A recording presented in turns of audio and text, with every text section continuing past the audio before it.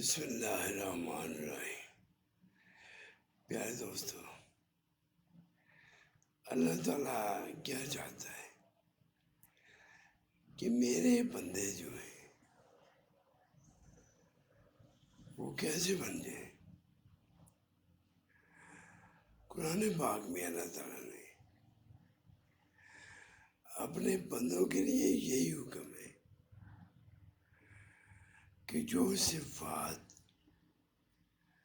اللہ کی ذات میں ہے، اللہ یہی چاہتا ہے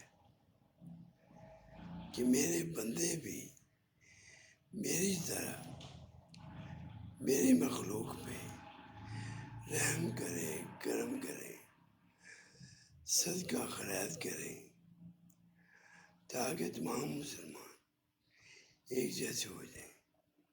اللہ ہمیں سمجھ